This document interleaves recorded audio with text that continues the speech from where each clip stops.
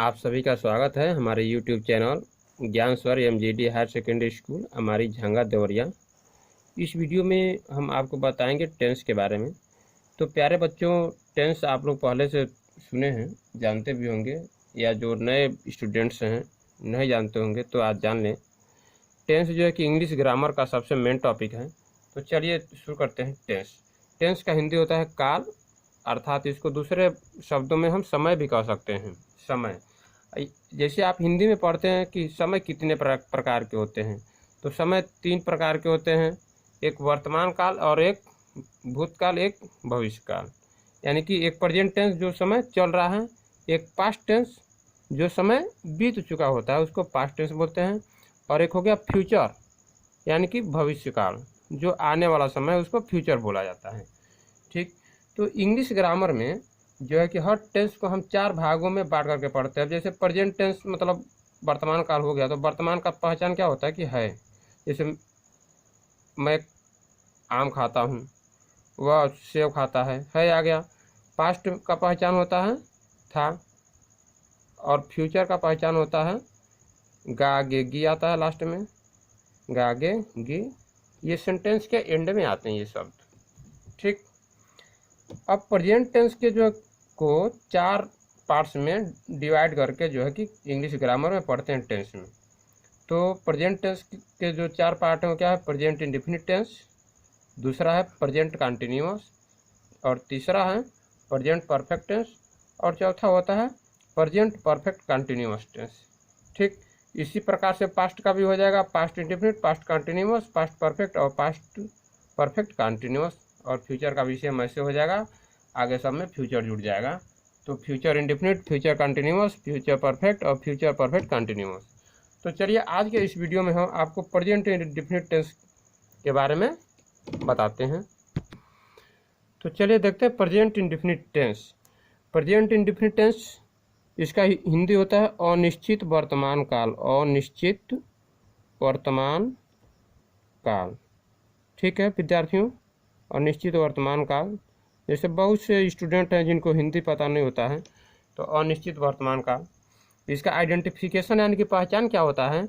इस टेंस के सेंटेंसेस के एंड में, लास्ट में ता है, ती है, ते हैं इत्यादि शब्द आते हैं, और प्रेजेंट टेंस में कार्य का होना पाया जाता है।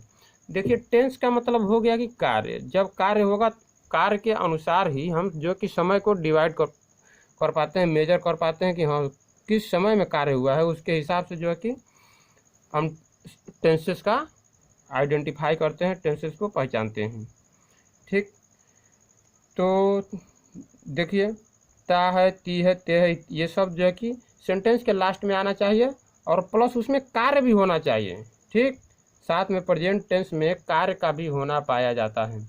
अब मैं इसमें आप लोग को वीडियो आप लोग अंत तक जरूर देखें, क्योंकि मैं और भी तमाम तरह के एग्जाम्पल्स लेकर के आया हूँ, जिनके लास्ट में, जिन वाक्यों के लास्ट में ता है, ती है, जैसे यहाँ पर है, इन वाक्यों के अंत में ता है, ती है, ते हैं आया है, लेकिन ये जो है कि प्रेजेंट इंडेफिनिट टेंस के सेंटेंस नहीं है।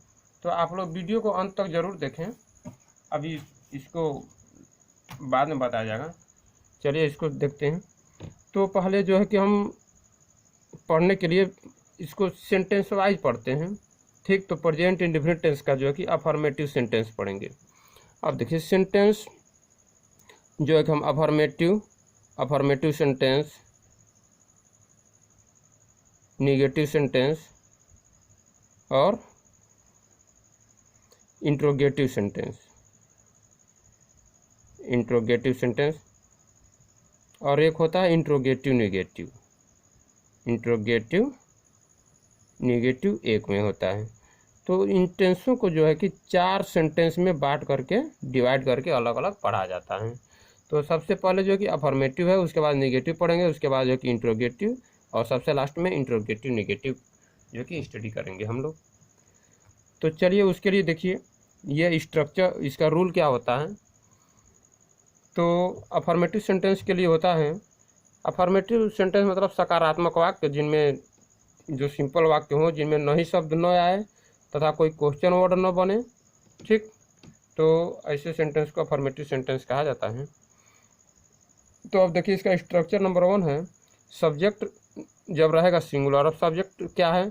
सब्जेक्ट मतलब कर्ता, जिस व्यक्ति या वस्तु के द्वारा कोई कार्य किया जाता है उसे जो कि कर्ता कहते हैं, इंग्लिश में सब्जेक्ट कहते हैं।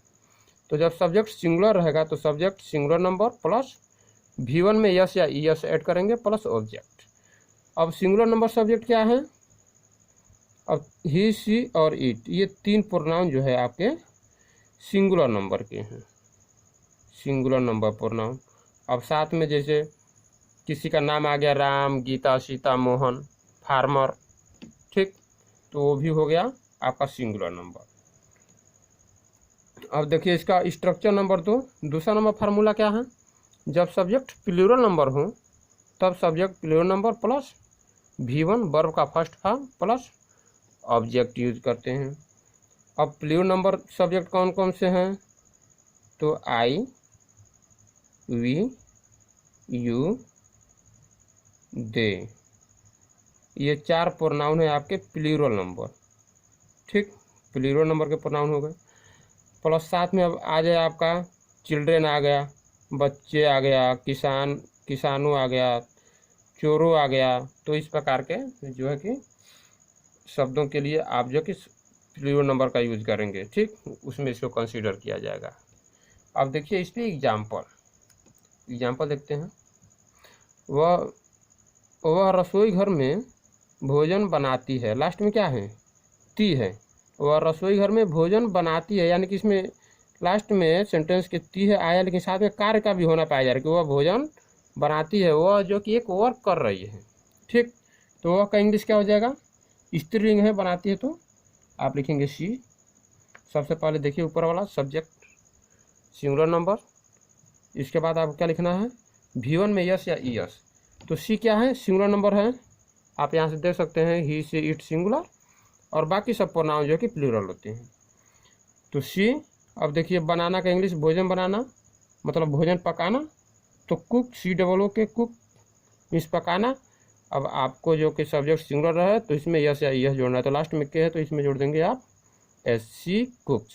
अब भोजन का English the food, she cooks the food. अब रसोई घर में बचा है तो अदर वर्ड को आगे जोड़ देते हैं प्लस अदर वर्ड, ठीक। रसोई घर में तो इन किचन, KITCHEN हो गया। अब इस तरह से आप देखिए नेक्स्ट सेंटेंस, तुम पतंग उड़ाते हो, तो तुम सब्जेक्ट क्या है? तुम है, सबसे पहले सब्जेक्ट लिखना है। तुम का इंग्लिश यू क्या है? प्लूरल नंबर है, ठीक है। तो प्लूरल नंबर के लिए V1 लगाना है आपको। तो उड़ाना का इंग्लिश फ्लाई या FLY, फर्स्ट फॉर्म लगाना है तो फ्लाई, ठीक है। जब ही, सी, इट सिंगुलर नंबर रहेगा तब आपको वर्ब के फर्स्ट फॉर्म में यस या यस लगाना है, प्लूरल रहेगा तो बस V1 यूज करना है। यू फ्लाई उड़, और ऑब्जेक्ट क्या है? पतंग, you fly the kite, okay. अब देखिए वे बाजार में आम खरीदते हैं, तो यहाँ पे सब्जेक्ट क्या है? वे का इंग्लिश क्या हो जाएगा? दे। अब दे क्या है? प्लूरल नंबर है, ठीक। तो प्लूरल नंबर जब रहेगा आपका सब्जेक्ट जब प्लूरल नंबर रहेगा तो आपको V1 यूज करना है। तो V1 क्या है? आम खरीदते हैं, ते है लास्ट में आया है, खरीदना काम हो गया, ठीक। तो खरीदना का इंग्लिश बाई, BUI बाई। अब दे प्लूरल नंबर है तो आपका V1 जो है कि बाई हो जाएगा, बस V1 लिख देंगे।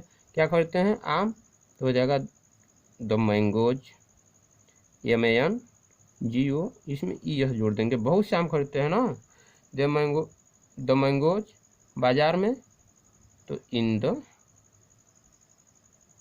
मार्केट, ठीक।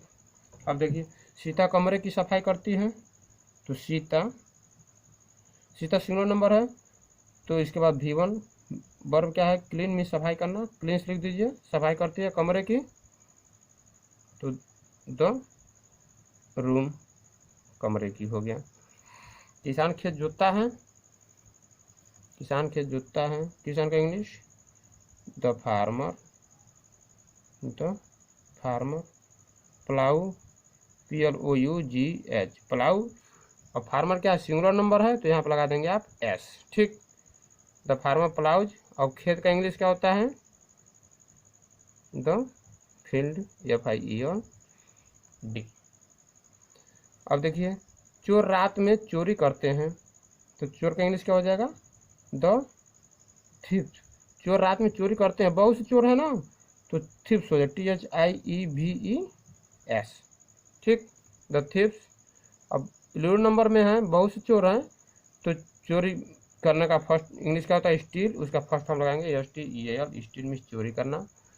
स्टील कब चोरी करते हैं, रात में, तो हो जाएगा एट नाइट, या इन द नाइट भी लिख सकते हैं, इसके जगह पे इन द नाइट या एट नाइट भी लिख सकते हैं। अब देखिए कुछ ऐसे वाक्य जिन वाक्यों के अंत में ता है, ती है, ते हैं इत्यादि शब्द आ रहा है, लेकिन ये प्रेजेंट इंडेफिनिट टेंस के वाक्य नहीं है।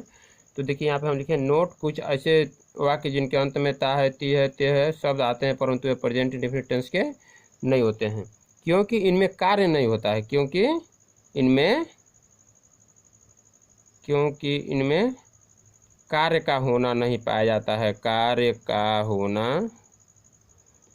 नहीं पाया जाता है, इनमें कार्य नहीं होता है, ठीक है विद्यार्थियों। अब देखिए यहाँ पे जैसे वाक्य है, गाय के 4 पैर होते हैं। अब बहुत से स्टूडेंट यहाँ पे कंफ्यूजन में हो जाएंगे, होते हैं तो प्रेजेंट इंडेफिनिट टेंस है। देखिए अब गाय के 4 पैर होते हैं, इसमें गाय कोई काम नहीं कर रही है। यदि यही वाक्य रहता कि गाय घास चरती है तो गाय कार्य कर रही है, यहाँ पे वर्क कर रही है, ठीक। यहाँ पे क्या कि गाय के 4 पैर होते हैं, उसकी ये विशेषता है। तो गाय के 4 पैर होते हैं, यहाँ पे इसका इंग्लिश क्या हो जाएगा, द काऊ। अब देखिए पास में होना के लिए मैं पहले से आप लोगों को वीडियो बना चुका हूँ, आप लोगों के लिए हैज, हैव और हैड, ठीक।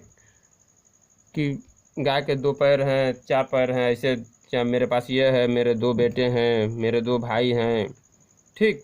तो इस प्रकार के वाक्यों के लिए जो चीज़ मतलब मेरे पास ये है, मेरे 2 कान हैं, तो हैज हैव का प्रयोग करते हैं प्रेजेंट टेंस में। सिंगुलर के साथ हैज लगाएंगे, प्लूरल नंबर के साथ हैव लगाएंगे, तो द काऊ हैज हो जाएगा, द काऊ हैज। मतलब गाय के होते हैं, ये हो गया होते हैं। 4 पैर का इंग्लिश आपको लिखना है, तो 4 legs। ओके स्टूडेंट्स, अब देखिए नेक्स्ट सेंटेंस, कुत्ते बहुत वफादार होते हैं। यहाँ पे भी आ गया होते हैं, लेकिन कोई कार्य नहीं कर रहे हैं कि कुत्ते बहुत वफादार होते हैं, इसमें कोई एक्शन नहीं है, कोई कार्य नहीं है, ये उनकी क्या है, विशेषता है, क्वालिटी है कि वे वफादार होते हैं। तो क्या हो जाएगा, द डॉग्स। अब यहाँ पर जो है कि होते हैं तो लिख देंगे आर, वर्ब होता है, जैसे वर्ब टू बी होता है, टू बी होना, तो इसमें जो कि प्रेजेंट में आता है इज एम आर, इसका प्रयोग किया जाता है, ठीक। तो the dogs are, plural number है तो आर लगाएंगे। बहुत वफादार तो वेरी, और वफादार का फैथफुल, FAITHFUL, ठीक है। अब देखिए कौवा काला होता है, ता है लास्ट में आया है, तो ऐसा मत सोचिए कि हाँ प्रेजेंट इंडेफिनिट टेंस है। कौवा काला होता है, ये कौवा की विशेषता है कि उसका रंग काला होता है, ठीक है। तो यहाँ पे क्या हो जाएगा कौवा का इंग्लिश, द क्रो।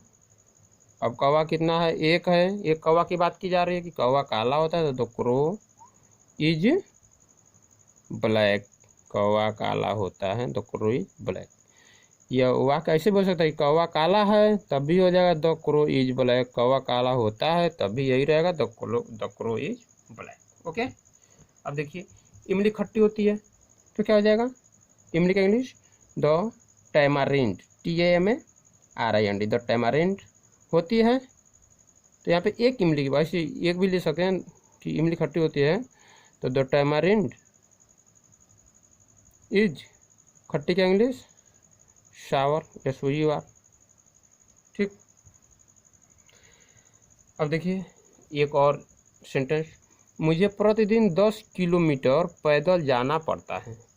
ठीक, जाना पड़ता है, खाना पड़ता है, रोना पड़ता है, सोना पड़ता है, टहलना पड़ता है, मेहनत करना पड़ता है। ठीक, या जाना है, तो इसके लिए जो कि हम एक आप लोग को वीडियो बनाए थे आप लोग के लिए, हैज़ टू, हैव टू और हैड टू, ये आप हमारे चैनल पे जो है कि चैनल के बैक वीडियोज में देख सकते हैं। तो चलिए वहाँ पे क्या है, यहाँ पे वाक्य, मुझे प्रतिदिन 10 किलोमीटर पैदल जाना पड़ता है, तो यहाँ पे क्या है, मजबूरी है, वही बताया गया आपको, उसमें कंपल्सन है इसमें। ठीक, तो कंपल्सन या नेसेसिटी जहाँ पे रहता है वहाँ पे जो है कि हम हैज़ टू, हैव टू का प्रयोग करते हैं। तो मुझे तो हो जाएगा, आपका सब्जेक्ट हो जाएगा आई, उसके बाद आप लगाएंगे have to, I have to, और जाना का इंग्लिश गो, और पैदल का क्या हो जाएगा, ऑन फुट, ऑन फुट मतलब पैदल। 10 किलोमीटर तो आप लिख दीजिए 10 किलोमीटर प्रतिदिन, तो डेली। ठीक, इस सेंटेंस को आप चाहें तो ऐसे भी लिख सकते हैं, I have to go 10 kilometre daily on foot, मतलब पैदल, पैर पर। ठीक, ऐसे भी इसको आप जो है कि राइट कर सकते हैं, लिख सकते हैं। Both methods are correct. Okay, so मैं आशा करता हूँ आप लोग को अच्छे से समझ में आ गया होगा। तो ऐसा ज़रूरी नहीं है कि सभी वाक्य जिनके अंत में ता है, ती है, आए, तो सब जो है कि प्रेजेंट इंडेफिनिट टेंस के ही हों। जो प्रेजेंट इंडेफिनिट टेंस के वाक्य होते हैं उसमें जो कि वर्क होता है साथ में। ठीक, और इन सबों में क्या कि इसकी बस विशेषता है। ठीक, तो यहाँ पे जो है कि ये कुछ अलग टाइप के वाक्य हो गए, और इसका जो है कि अब नेक्स्ट सेंटेंस, नेगेटिव सेंटेंस जो है कि हम अगले वीडियो में आप लोग को बताएंगे। और हमारा वीडियो देखने के लिए बहुत बहुत धन्यवाद, और साथ में आप हमारे चैनल को सब्सक्राइब जरूर कर दें, तथा वीडियो पसंद आए तो लाइक भी करें और अपने दोस्तों तक शेयर करें। इसी के साथ धन्यवाद।